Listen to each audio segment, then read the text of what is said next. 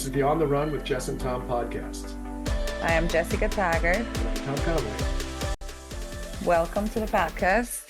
So today we have a book club recording that we want to share with you. We're going to talk about this book named Mind Shift by Erwin McManus. And I feel like this is a book we both started reading because we found it very relevant to the things we're doing, to the work we're doing with our personal development. And we're actually trying to learn how to shift our mind, to be in a different place, to become a better version of who we are. Tom is going to tell you a little bit about the author and how we found him and why are we so drawn to his work. Yeah, I'm going to read the dedication in the back cover, and it says, Erwin Raphael McManus is a renowned life architect, award-winning author and artist. With over 1 million book sales and translations into multiple languages, he has captivated audiences in stadiums across 75 countries on 5 continents. His creative expertise has extended to consulting for esteemed organizations, from the NFL to the Pentagon.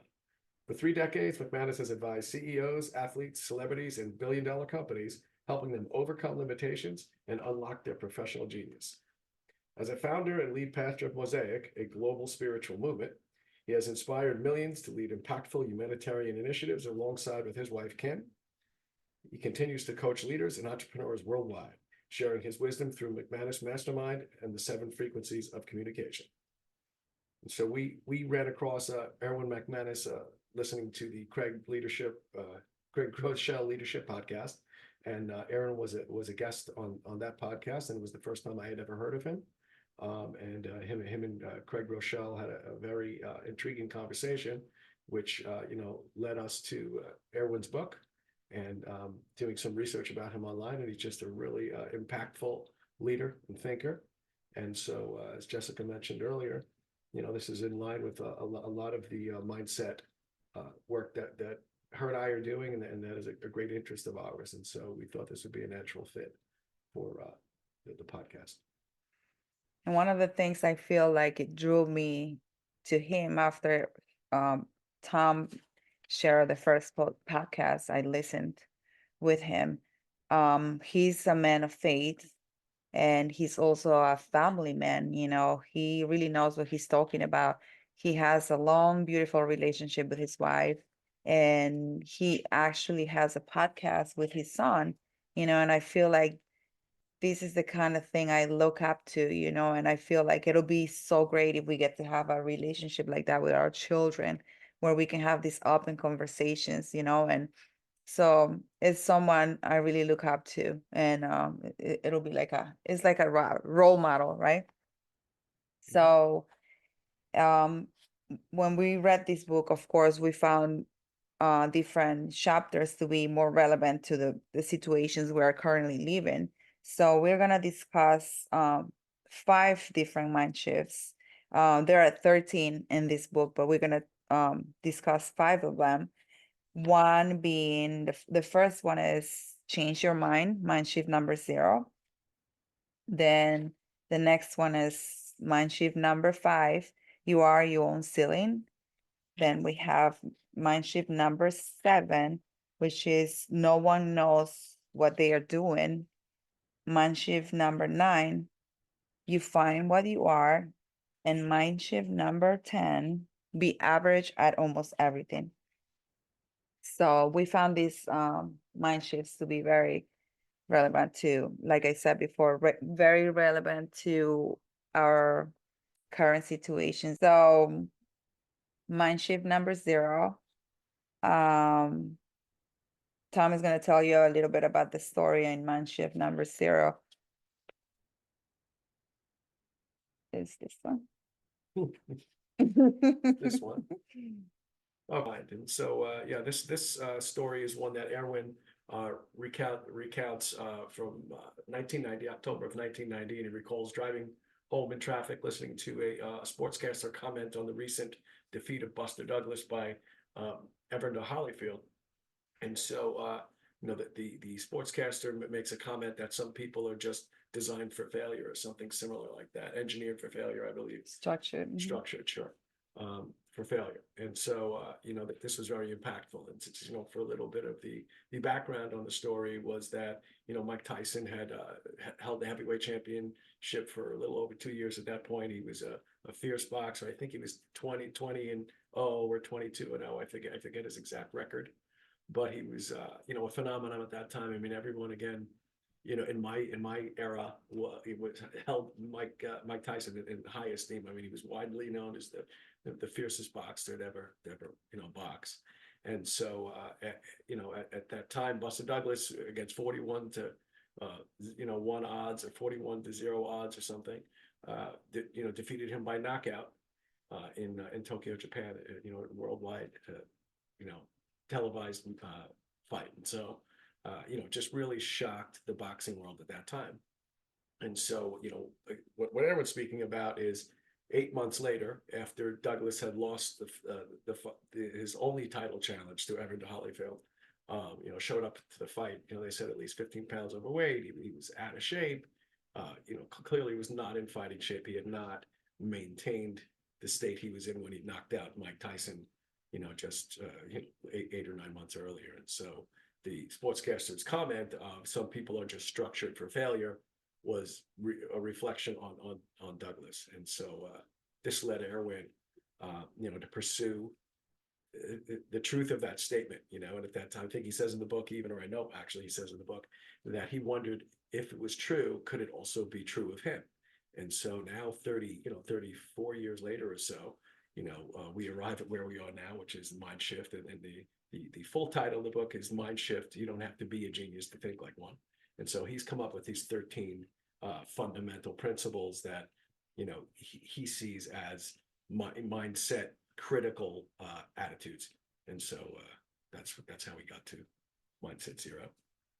And that story is so it's really amazing how when you have a desire to do something, anyone can achieve, whatever you set you put your mind into, right? But you actually will achieve good or bad. You will what achieve put your it. mind to. Yes. So so you better put good things in your mind. So, when you have this desire to achieve something, you can train, you can prepare yourself, you can do all the work and achieve what you're, trying to attain. But if you don't change your mind, like the fundamental, structure of your mind, like in this case for him to actually be a winner, like a life winner, that could just disappear. After you get to that first step, you're like, okay, I got what I trained for, and it's not a long lasting, you know, shift, so that's why they said some people are just structured for failure, and even though he had the biggest win, because he actually conditioned himself to get there, his mindset wasn't, switched. I wonder if it was the perception at the time, right? Too. I mean, this isn't necessarily, I guess it's relevant to this.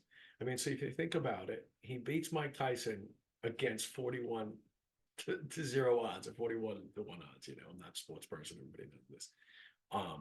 And so the odds are against him.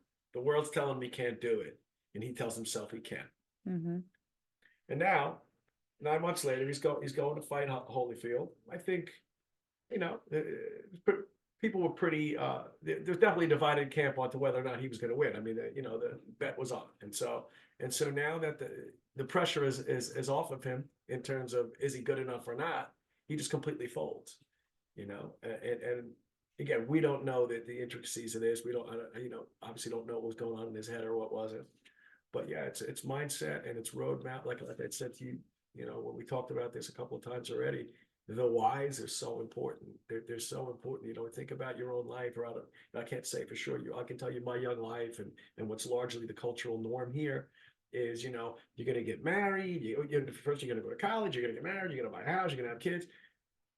But who, I shouldn't say who, many people have a plan for how that's gonna look. Other people, they get to the kids part and the whole thing falls apart because they were never really planning or preparing on how to be a married dad or anything else like that.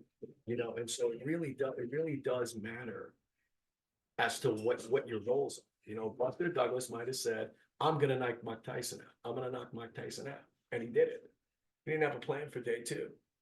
What happened when he left the ring?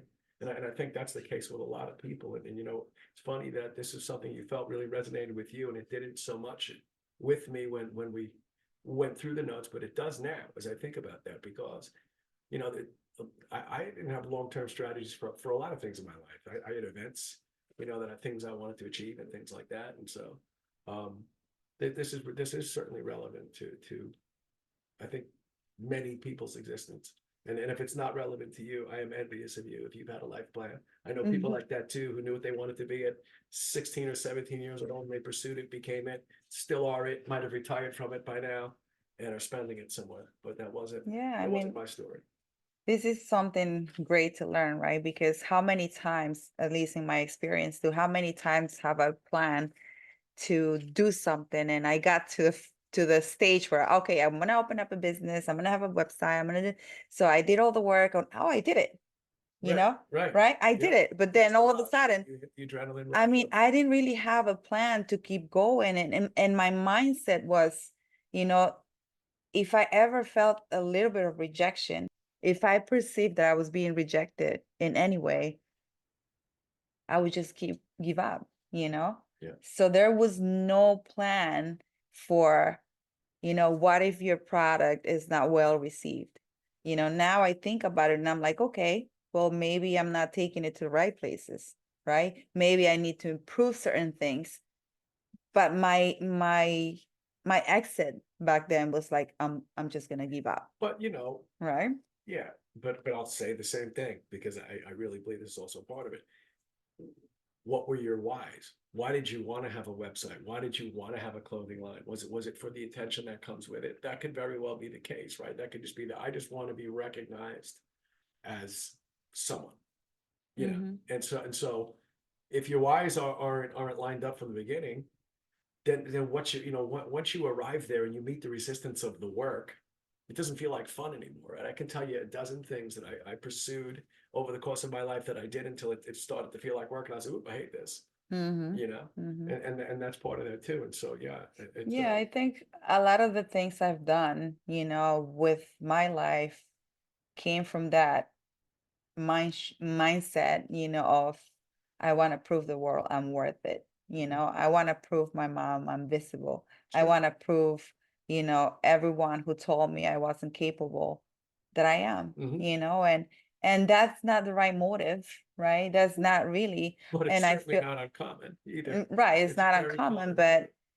but that only takes you somewhere, it doesn't take you to actually materialize the actual goal, materialize or maybe just leave your purpose, It right? depends what it drives you to do, because it can, I hate to say it, but it can be a goal, a successful motivation for a lot of people. A lot of people, if they have that really burned deeply into their gut, it's enough to sustain them through the stages of a Right. career and the development of a life of sorts, But in my case, I think, oh yeah, I want to prove them that I am good enough.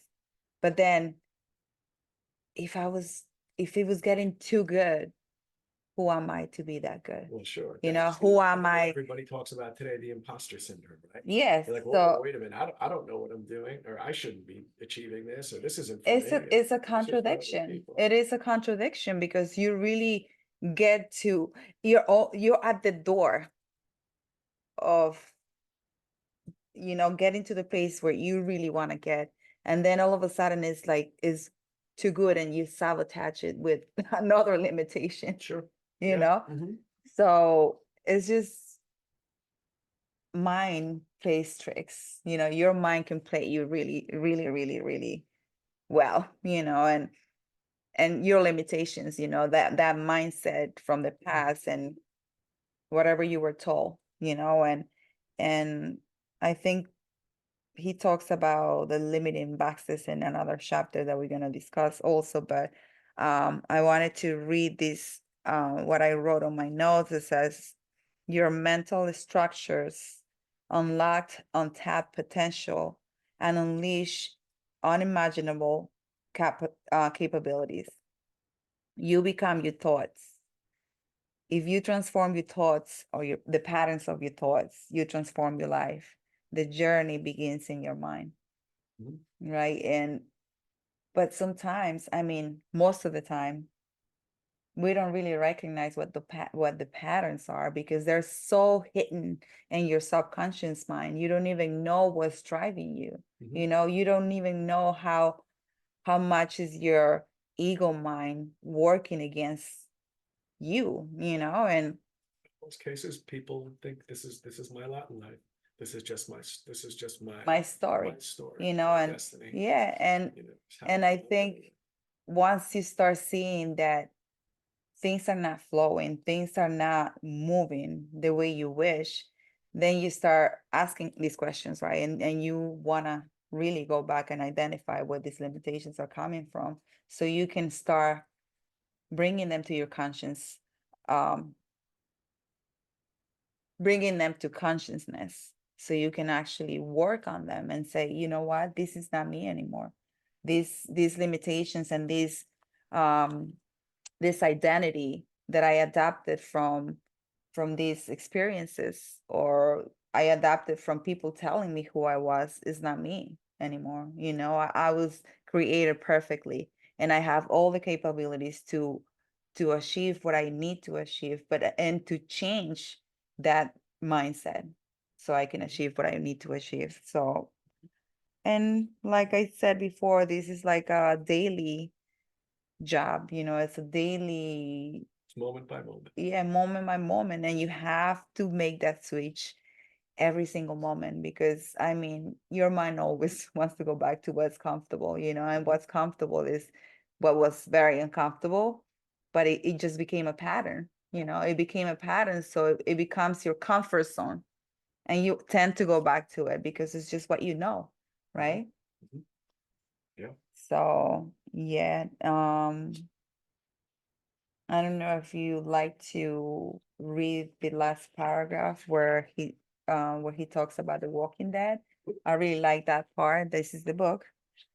Um, Which point me in what direction that page is. that's page 12.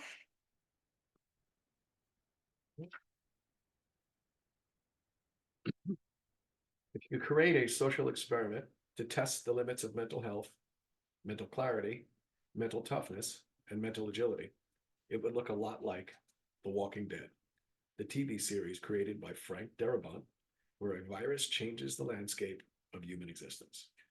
For 11 seasons, I faithfully followed the life of Rick Grimes, a sheriff who awakes in a hospital bed after the world has been overtaken by zombies. The entire story seems to ask one simple question: can a person remain good when the entire world has gone bad? At first, the audience thinks the danger to humanity's survival is the walkers, as they are called. Soon they realize the real danger is the living, or perhaps that's an overstatement. The survivors on the show are not living at all.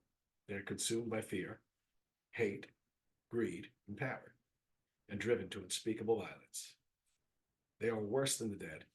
They are not the walking dead. They are the living dead. Flash forward to the final episode of this cult classic. In the closing moments of the show, the characters we've come to know and love, at least the ones who survived, begin to chant a final proclamation.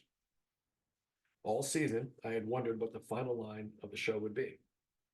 One by one, the characters all begin to say the same thing, at first individually, then in unison. The line paralyzed me. It took my breath away. We are the ones who live. That's who we are. That's who I am. That's who you are. Existing isn't enough. Surviving isn't enough. This is why we fight. We rise above the fray. We set the new standard. We reclaim our humanity. We create the future. We are the unstoppable. We are the ones who tell the story. We are the ones who live. I really love that last paragraph and what he says when they were chanting and existing is not enough, definitely, and surviving is not enough. And a lot of times I feel like most of us feel like we're just surviving, because life can be so tough and we just get wrapped into our daily routines, running around, all these jobs, all these things that we do.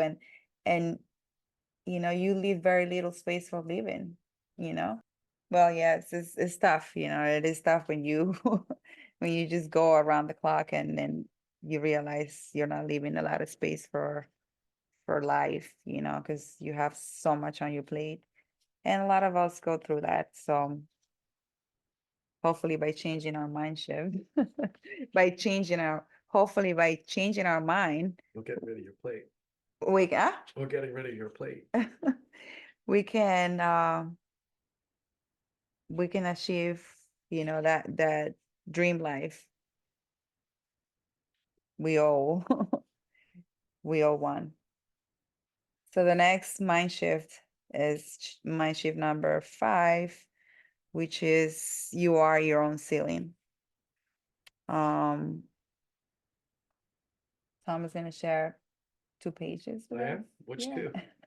59 and 60. Okay. I mean, it's just the highlighted parts, right? You say so. I just work here.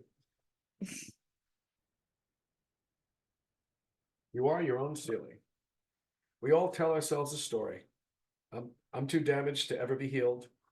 I've made too many mistakes to make something of my life. I just can't get a break. I would have accomplished so much if others hadn't held me down. I'm not talented enough to do something significant with my life. I don't have enough money to create wealth. I'm the victim of an unfair system. I'm too young to take on so much responsibility. I'm too old to start over again. The self-limiting stories we tell ourselves are endless. If you describe your life using all the obstacles that you keep from living up to your potential, you will convince yourself the reason you have such a low ceiling is that you were born with such a great disadvantage. But if you see all those obstacles as opportunities, you will write a very different story in your life. In the end, what becomes clear is that you are your own ceiling.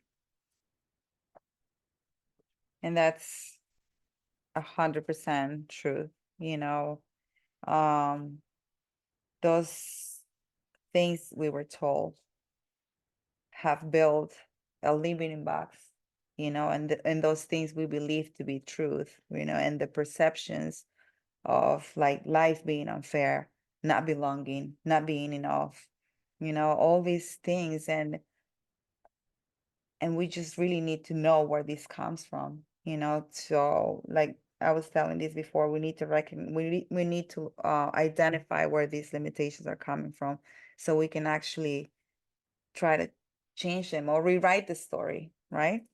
We're talking a lot about rewriting the story. And and that victim mentality, I am the victim of everything and everyone, blaming everything and everyone for our shortcomings, and not taking responsibility for the things we have done, or not taking responsibility for just having that mindset, for not changing the mindset, and if we don't take responsibility, no one else is going to do it, so. And but you're mo shouldn't say most people.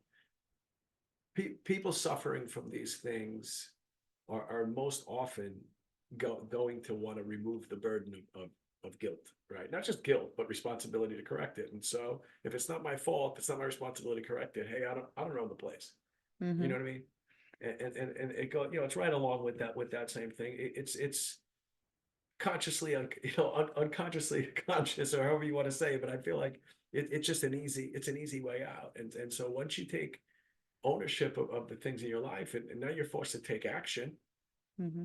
that's a scary thing for a lot of people, because as I said earlier, they may not know what to do. I mean, I know there's been many times, you get into situations in your life, you don't know what to do, how to get out of it, how to think, how to change your mind, um, yeah, there's no rule set for you, Mm-hmm. And even those things, you're not at fault.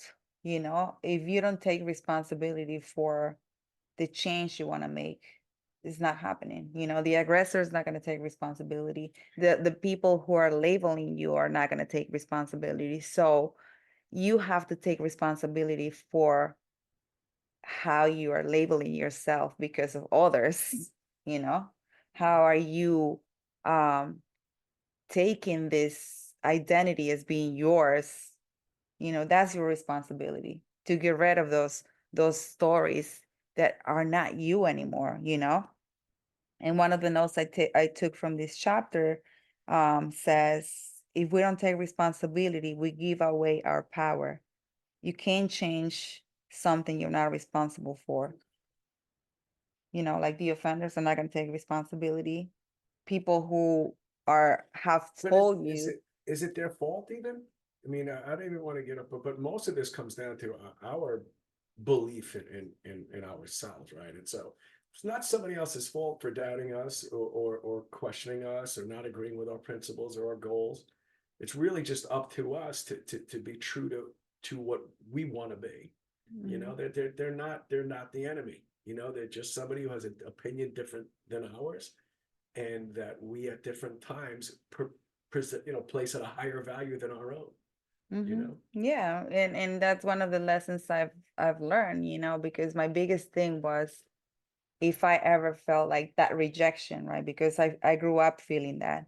And but now when I think about it, I'm like, we are spiritual beings living in this physical form, right? And my physical appearance was always something that I had a problem with, you know, Mhm. because either I was too dark, I looked like a little boy when I was growing up, and I always felt less than, right? So it was just really hard for me to get past that rejection, you know. But now when I think about it, I'm like, you know, I'm not this physical person anymore. I am spirit living in this physical body in this time period. So now I feel like my connections with other people are in a different level. You know, it's my spirit connecting to other spirits. Mhm. You know, so now I just I you know finally was able to remove that barrier, like that barrier. Mhm. Is that how I said? Mhm. That barrier and say, you know what, this is not going to stop me anymore.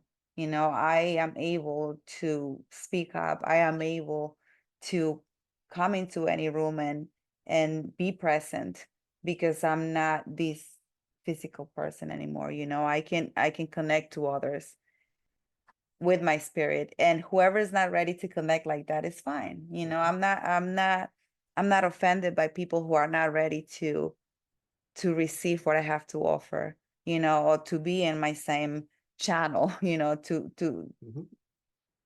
to vibrate in my same channel. So I don't the rejection is not the same anymore. You know, I don't feel it like I used to. Great. hmm That's great. So the Mm. next mind shift we're gonna discuss is no one knows what they're doing. And Tom has some notes on this Nobody chapter. knows about not knowing what you're doing better than I. No, and so I thought this was a really important concept, which I probably didn't come to this kind of realization in my own life until like my mid-20s or something. I've been in the workforce for a long time. Um, and you go into every new occasion. And so let me, I'll go through really what he says, which is I didn't really take huge notes on this because to me it was like this is an incredibly obvious thing. And so I just took a couple excerpts out and then I'll speak about it. And so he said, the truth is, no matter what direction you choose for your life, on the first day, you are not qualified to do that job. But that does not make you an imposter. It simply makes you a beginner. Such an important concept and something I often spoke to my kids about. And so I think that that's so critical to know. Like everyone starts out not knowing, right?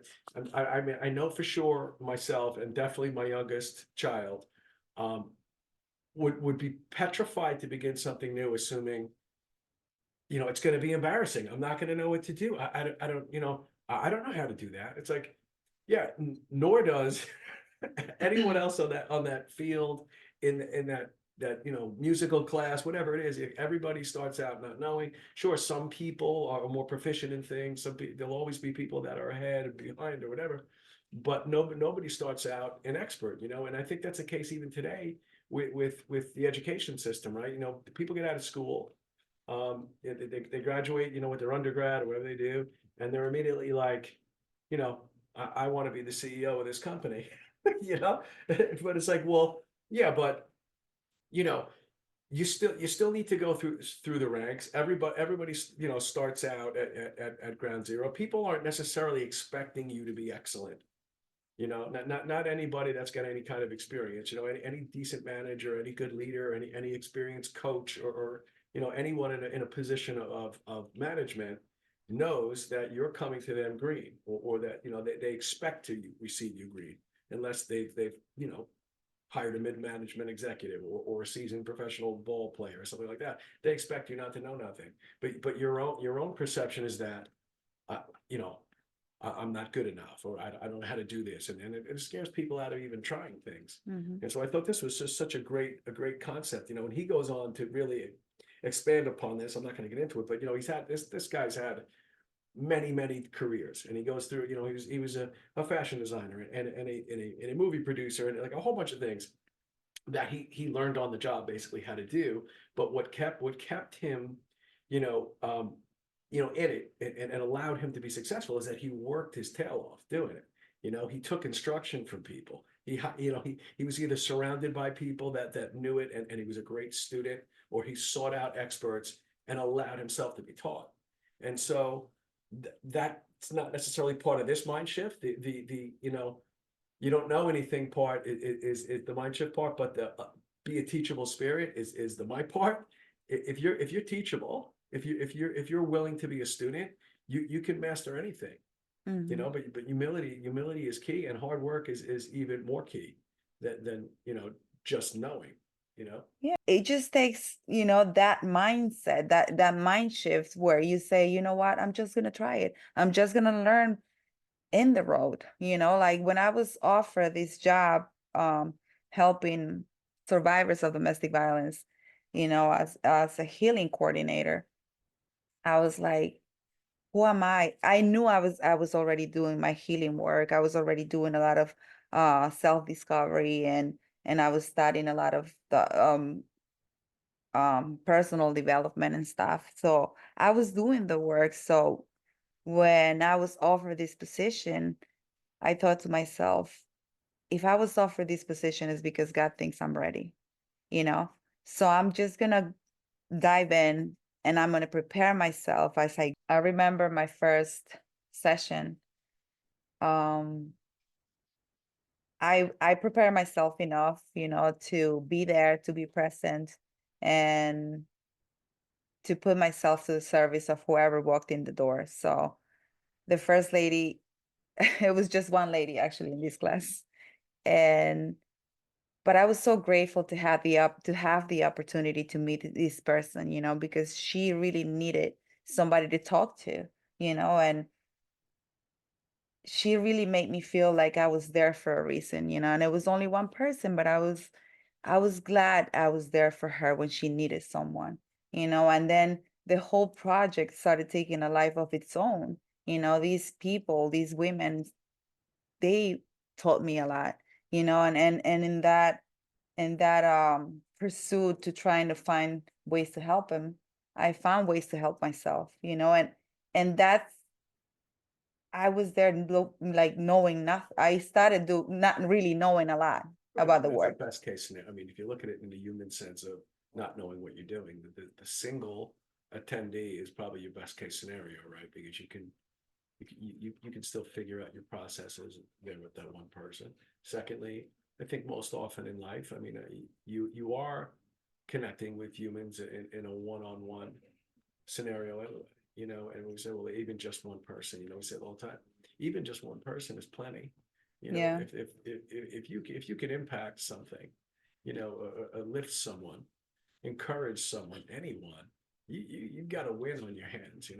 Yeah. And that's the way I felt, I even when I left that class that night, I was so like so moved for the opportunity, so grateful for the opportunity. And I was like, and everything just started happening, more things came to my lab, more knowledge, more techniques that I learned. And Let me just imagine you're a different person and this happens.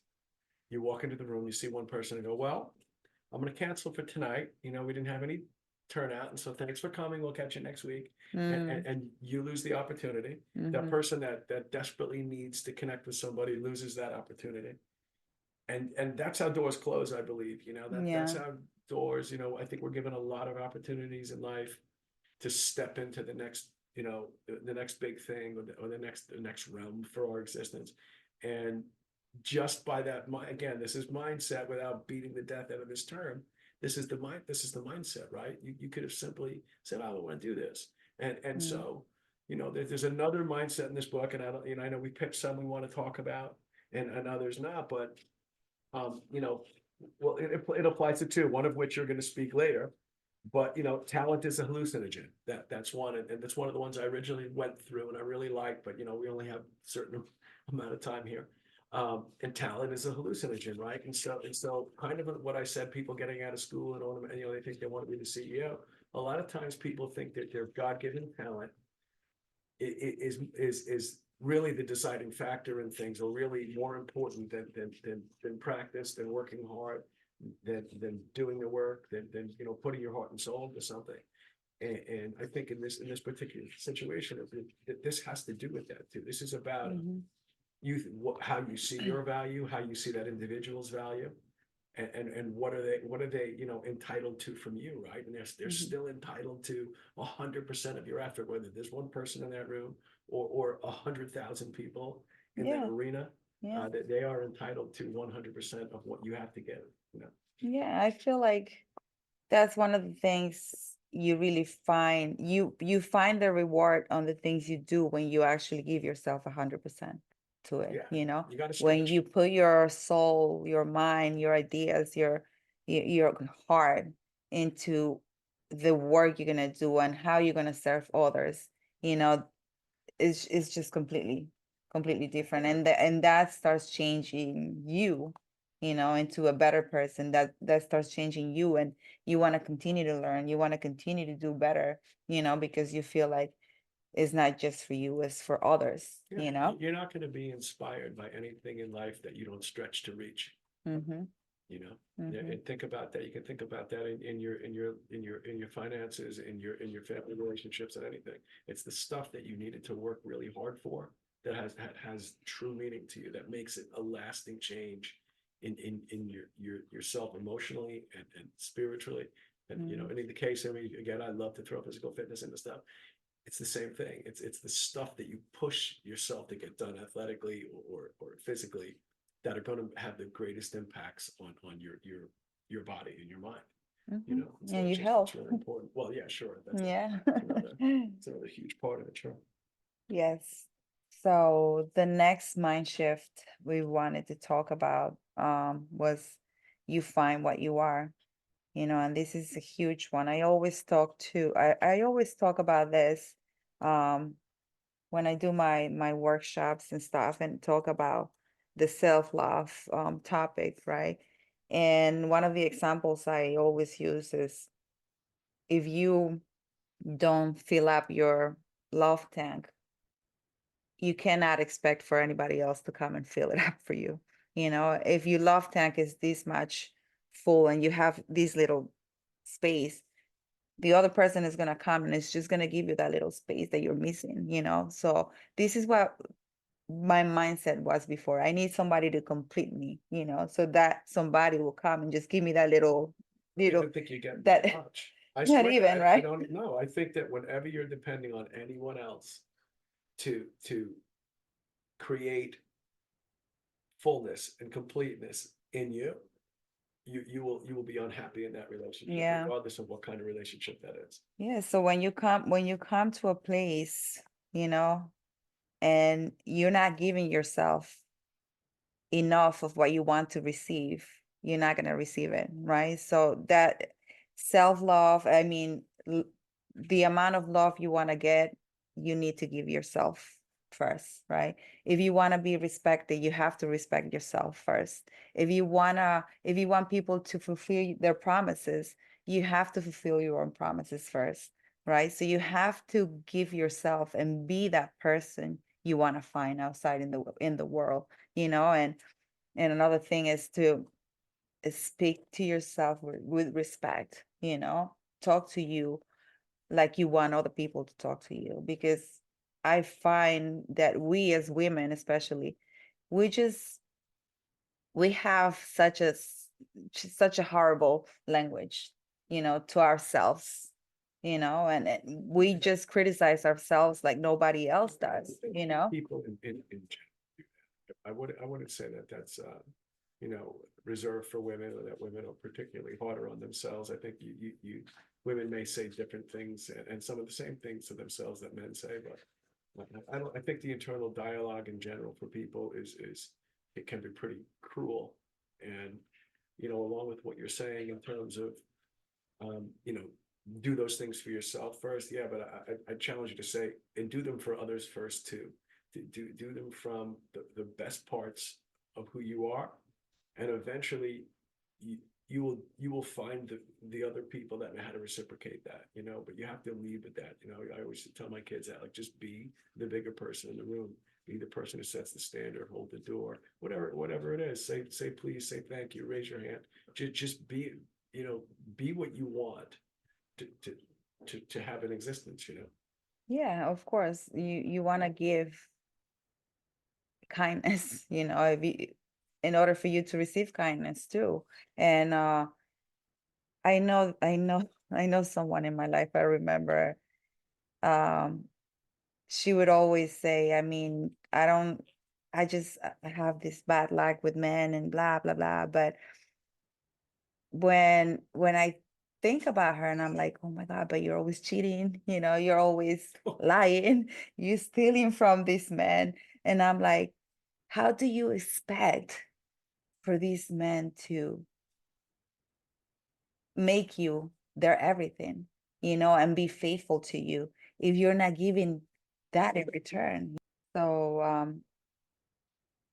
and the irony is that she thought she deserved it all, right? But she would always find what she was, She wasn't a loyal person, so no one was loyal to her. She wasn't an honest person. She couldn't find honesty anywhere. She wasn't um a faithful wife. So she found that too. She found unfaithful people around her. And that's the kind of people she attracts, you know? And I mean, you cannot expect for the world not to give you what you are. That's exactly what you're gonna get, So if you want honesty, you need to be honest. If you want loyalty, you need to be honest, And that starts with yourself. Be honest to yourself, be loyal to yourself, you know, respect your word to yourself. And this is huge for me, and I've seen this in real life with many other people, with myself too, when I wasn't willing to give my best, I always got my mediocrity, always. So that's why now I'm just very conscious of the way of the things I do, of the things I say, the way I speak to myself, and the things I promise to myself, because I don't want to let myself down any longer. I'm done. I'm tired of doing that. I've done that for way too long, you know. Good. Mm-hmm. So now Tom is going to talk about mind shift number 10. Mm-hmm. And mind shift number 10 is be average Be at average almost at almost everything. everything. So this was another really, I thought this one was great. Again, there's 13 of them. You go through each one, you're like, wow, this is powerful, this is powerful, this is powerful. And by rights, we could probably do an episode on each of the 13 mind shifts. But this one, if I had to pick, be average at almost everything. And so this is like the story of my life in a sense. And he goes on to talk about the different mindsets you know, in history in terms of what education, you know, meant to people and what the goals were. And I'll kind of touch on those things, although it's not really where I'm going personally with this, you know, and so, you know, the education system, the current education system, basically teaches you to regurgitate, you know, information on a lot of diverse subjects, and kind of makes you a generalist with no real direction. And so, you know, people go to, you know, primary school, or, you know, secondary school, and grad and post grad sometimes. And they really don't have a focus. You know, they're not keying in on their specialties. You know, everybody's worrying about getting, you know, I want to get an A in trigonometry, and, you know, whatever it's going to be. And, you know, maybe your affinity is, maybe you're fantastic with language, or maybe you're an incredibly skilled musician or a great communicator. And so, you know, what he proposes is, well, how valuable is that A in something that you're not necessarily going to be excellent at, aside from the discipline of doing it, right? I mean, and that says something too. You know, you study, you master a topic, you're able to articulate the topic. Sure, that's got value. That's a disciplinary practice. You know, it's a reflection on work and all that. But what is it really doing when you're okay at a lot of different things, you know, and not really focusing on maybe that one thing that you're excellent at, that thing that you should be bringing to the world, you know, whatever that particular, I'll use the word gift, you know, because I think they are all gifts of the spirit. And so, you know, Erwin goes on to get into that. And I can tell you that, you know, and he closes with, you know, if you want to be a jack of all trades and a master of none, you'll truly be a master of none. And so, you know, I happen to be a person that has a lot of diverse interests, that has a lot of hobbies, and, you know, very humbly, I say I'm good at many of them. You know, I happen to, you know, be mechanically inclined, and you know, have a few other areas of proficiency. And so I can do a lot of things, but I've also spent a lot of my life doing things I probably shouldn't be doing. I don't need to really work on my own car, or cut my own lawn, or paint my own house, you know, aside from the fact that I can do it. Is that really the best use of my time? Mhm. You know, and the answer is no. You know, the answer is specialize in what you're excellent at, and then pay someone who's excellent at painting to paint, and someone who's excellent at auto mechanics to repair your vehicle, or work on your house, or whatever that might be. And so the jack of all trades, master of none, you know, is 100% true. And Erwin, you know, again, surmises pretty much what I just paraphrased, which was, be excellent at that thing that you are designed to be excellent at, and pay the other experts to do the things that they're good to, you know, excellent at. And so I thought this was awesome. Yeah. Yeah. And I feel you and I have that specific thing in common. You know, we both have different hobbies, and we love doing a lot of things. Yeah, and I don't want to And know everything in completeness. Like when I discover something new, I immediately, you know, study it, and I want to learn all about it into really uncomfortable depths that most people don't care about. And then, you know, that's it. I commit it to my body and knowledge, but what do I really glean from it, other than maybe some, you know, interesting conversation? Is not much. And yeah, so, yeah. and And I could bore you to death if we were doing time together or something.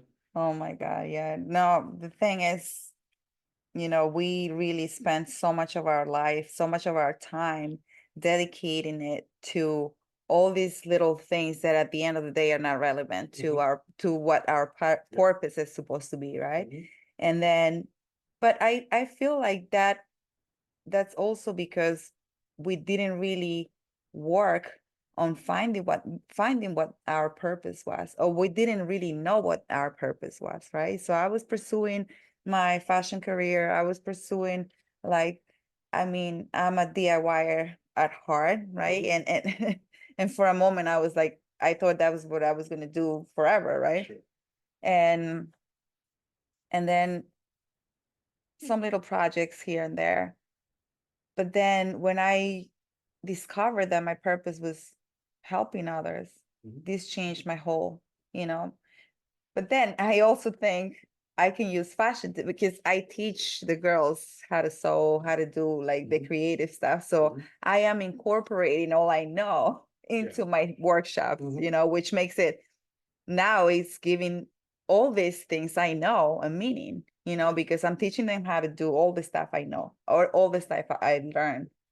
Mhm. But having that purpose gives all of these things a meaning, Sure. Yeah, yeah. And again, it certainly doesn't mean that you shouldn't have hobbies and passions and interests and things like that. It just, it becomes, first of all, especially in your developmental years and your young professional years, your time is not necessarily linear and equal in value. I'm getting a little older than you are and older in general. And so my time today is worth far more conceptually than it was when I was, 15, 16, or 17. I mean, in reality, it's not because your life is relatively short, but now it is for sure because I know for sure I'm not getting another, 50 years most likely out of this body, right? And so I have to choose very carefully how I choose to spend my time now. But in reality, that's always been the case, you know. And so, those things have value, and hobbies are great for you in a lot of ways, and you should have those outputs. But it just comes down to how much of your time you're putting, you know, attention you're putting into those things as opposed to, moving else. I'll use, sports, moving the ball forward in another area, moving the chains forward in another area. I think that really matters. That matters. And so, again, listen, I'm at the point now in my mid 50s, right? Almost mid 50s. Practically, it is in practical sense my mid 50s. And I realized very recently that what I've enjoyed about my professional life the entire time was the people. I've had a few different careers. I spent 20 years in IT. I just got out of I did 4 years in operations. Prior to that, I was in construction. I have, a good career background. And I've been working since, 13 or 14 years old. And so what I realized, what it was always the people, the team building, the leadership, the working with others, watching people grow, achieving goals together. That's what I loved more than anything. It wasn't necessarily my IT work, which I love technology, that, and I loved, the operations work and facilities work and all that other kind of stuff. But what it really was just connecting with human beings and achieving things together. Watching people grow and connecting with people individually. And so that's what I will be dealing with the rest of my days. I'm happy that you finally found what you came to this world to do, and and I feel like Sleepily. it's that's what I'm hoping for me. I am really happy you found, what your purpose in this world is, like I said before, and I know it's gonna be amazing. I know it's gonna be amazing because once you devote yourself to that, to what he has put you here to do, everything changes. Everything changes. So I'm happy. I'm happy for you, and I'm happy that we found this book. I'm happy that we found Erwin Raphael McManus, you know, very, very, very amazing personality that I feel that if you are in the pursuit of changing, your ways, your mindset, and the pursuit of living the best life you could live, and living the life at your fullest potential, this is one of the people you want to follow for sure. Mm-hmm. Yep. Mm-hmm. Anything else that you would like to add? Nope. If you are interested in finding more about Erwin McManus, he's on Instagram at Erwin McManus. He is on Facebook at Erwin McManus. There is a podcast. I think it's called the Erwin and Aaron McManus podcast. I believe it's in the notes. It used to be called the Battle Ready podcast, but that's an excellent way to find them. And the Mind Shift book is available at Amazon, Google Play Books, Barnes and Nobles, and Target. And Erwin, if you go to www.erwinmcmanus.com, you'll find out all this information for yourself. And if you are like us, if you like audiobooks, he's also on audiobooks and Google Play and all those platforms everywhere. So thank you for tuning in, and I hope you were able to tuning in. Are they really tuning in? We hope. Well, whoever stayed to this part of the podcast has tuned in. So, My threshold. and if you didn't make it to this part, Smart. come back.